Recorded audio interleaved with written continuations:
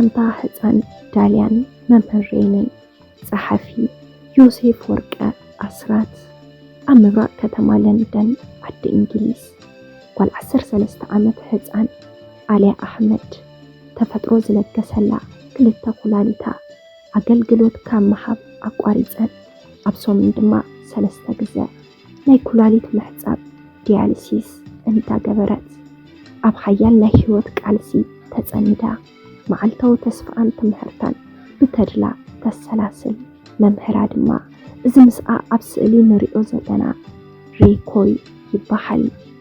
ኣብ ዝሓለፈ ዓመታዊ ትምህርቲ ኣብ ምዝዛም ኣደ ህፃን አሊያ ዝኾነት ፋጡማ ናብ ቁፅሪ ስልኪ ናብ ቤት ትምህርቲ ጓላ ደወለት። ንመምህራ ሬይ ብምርካብ ድማ ሎሚ ህፃን አሊያ ናብ ቤት ትምህርቲ ከምዘይ ትመጽእን ቁሩብ ሕማማ በርቲዕዋ ምህላውን ሓበረቶ። መምህር ሬይ ብወገኑ ኣብ ድምፂ ናይታ ወላዲት ብዙሕ ስምዒታትካ ዝትንክፎ ሓቅታት ኣስተብሃለ። ኣደ አሊያ ሓገዝ ከም ዘድልያ እውን ተረድአ። ካብታ ኣደ ዋላ እኳ ኢድ ዘይምሃብ ዝብል መንፈስ ይስማዕ እንተነበረ ከም ወላዲት ግና ክትጽመም እያ እትፍትን ውላድካ ክትዕብን ሓሚሙ ክትኣልን ዘለዎ ተጽዕኖ ቀሊል ኣይኮነን። መምህር ኮይንካ ኣብ መዓልታዊ ህይወት ናይ ሓደ ህፃን ወይ ተምሃራይ ህይወት ኣወንታዊ ጽልዋ ክትጻወት ከም እትኽእል ርዱእ እዩ። ካብዚ ዝሓልፍ እባ መምህር እንታይ ክሕግዝ ይኽእል? መምህር ሬይ ንነብሱ ሓተታ ድሕርታ ናይ ማማ ፋጡማ ምድዋላ ኣብ እምርኡ ብዙሕ ሕቶታት ዘሰላሰለ መምህር ሬይ ዓቕሉ ምስ ጸበቦ ምስ ነብሱ ብዙሕ ምጉት ብምልዓል ንጽባሒቱ ናፍታ ዝተደወለቶ ቁጽሪ ስልክ ደወለ። ነደ ናይታ ህፃን ማማ ፋጡማ ድማ ብዛዕባ ኩነታታ እታ ተምሓሪቱ ሓተታ ኩነታታ ክፈልጥ ድማ ተሓንጠየ ከምዘይ ሓሻ ካብ ልሳን ኣዲኣ ተገንዘበ። ሞባይሉ ቅድሚ ምዕፃው ድማ ንማማ ፋጡማ ከም ዝበላ ኣነ ብክልተ ኩላሊት እየ ዝነብር፣ ሓንቲ ድማ ብፍቃደይ ንህፃን አሊያ አሕመድ ክህባ ምዃነይ ክሕብረክ ይደሊ።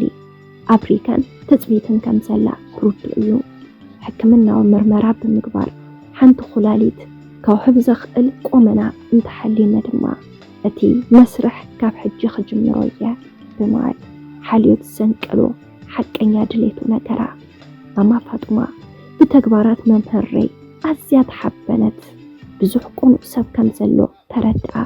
ንኽተመስግኖ ቃላት ኣይኣኸላን። ሬይን አልያንን ናይ መምህርን ተምሃሪትን ዝምድና እዩ ዘለዎም። ሰናይ ስራሕ ክትሰርሕ ከለኻ ሃይማኖት፣ ዝምድና፣ ዓሌት፣ ሃገር ዝብልዎ ዶብ ኣይህሉን። ሰናይ ኩሉ ግዜ ሰናይ። ኣብ ዝቐጸለ መስርሕ ኣብ ለንደን ኣብ ዝርከብ ኦርሞንድ ሆስፒታል መጥባሕትን ምስግጋር ኩላሊትን ብዕውት ሕክምናዊ መስርሕ ተዛዚሙ ዳግማይ ህይወተይ ዘብርሕኻለይ ካልኣይ ቦይ ብምባል ህፃን አሊያ ንመምህራ ተመስግን። ጥዕና ተምሓሪተይ ናብ ንቡር ተመሊሱ ካብ ምርኣይ ዘሐጉሰኒ እንታይ ኣሎ ብምባል ብተግባራቱ ይፍሳሕ። መምህር ሬይ ብዝፈጸሞ ሰናይ ተግባር ብሉፅ መምህር ተባሂሉ ብሬድ ኦፍ ብሪቴን ኣብ ዝብል ዓመታዊ ሽልማት መምሃራን እቲ ሃገር ድሕሪ ምሽላሙ ሰናይ ተግባሩ ኣፍልጦ ተዋሂብዎ።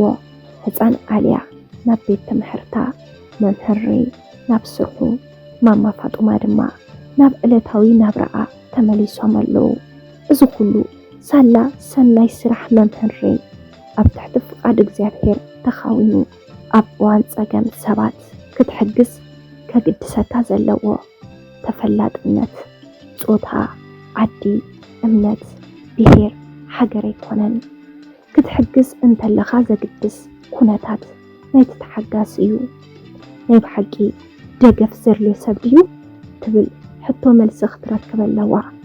ብድሕሪ እዚ ንሕና ኩልና ብንሕቦ ሓገዝ ህይወት ናይ ዝደገፍ ዘድልዮ ፍጡር ኣብ ትሕቲ ፍቃድ እግዚኣብሔር ክትጸንሕ ዝኽእለሉ ኩነታት እንተሓልዩ ብንኽእሎ ኩሉ ክንሕግዝ ቁሩባት ንኹን። ኣድማሳውነት ይስፈን።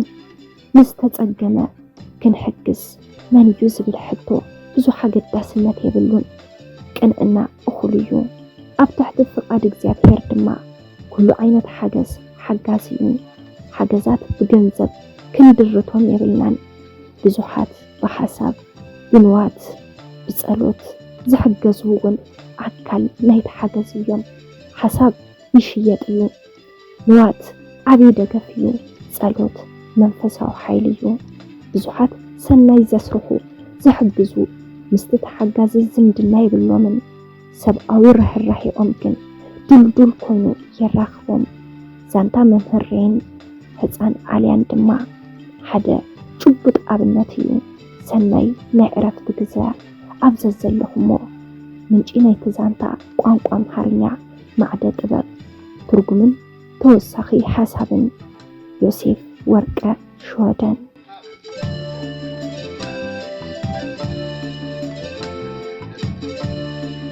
ካልአይቲ ዛንታ እንታይ ተመኽሩኒ?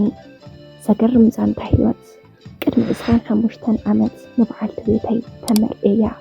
ካብቲ ዝሓለፈ በዓል ሓዳራ 2 ቆልዑ ኣወዳት ሒዛያ መፅያትኒ።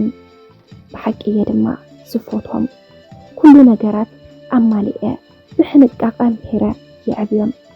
ናይ ዕድል ኮይኑ ኣነ ከም ዘይወልድ ብሕክምና ተነጊሩኒ እዩ።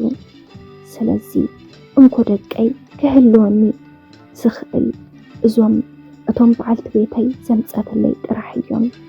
ኣብ ዝተኻረናዮ ገዛ ብሰላም ሓዳርና እንዳመራሕና ተረዳዲእናን ተኸባቢርናን ድማ ንነብር ነርና። ኣነ ሽዑ ይሰርሕ ስለ ዝነበርኩ ነቶም ዘዕበኽዎም ደቀይ ናብ ዝለዓለን ዝበለፀን ኣብያተ ትምህርቲ ሰዲደ ከምህሮም የተጸገምኩን።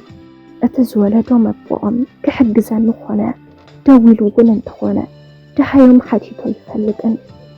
እቶም ወዳት ኣብ ቤት ትምህርቲ ኣዝዮም ንፉዓት ነይሮም። እዚ ኣብ ዝፅሕፈሉ ዘለኹ ግዜ ድማ ሓደ ኣብ ዩኤስኤ ትምህርቱ ክውድእ ስኮላርሽፕ ዝረኸበ ዶክተር እዩ። ድሮ ተመሊሱ ተቆፂሩ ይሰርሐሎ። እቲ ካልኣይ ድማ ፓይለንት እዩ። ኩሉ ዘለኒ ገንዘብ ኣብ ባንኪ ዝነበረኒ ጠራቒመ ኣንሂራዮም እየ። ንሱ እውን ኣይሓመቐን፣ ከም ሓው ስርሑ ጀሚሩ ይርከብ።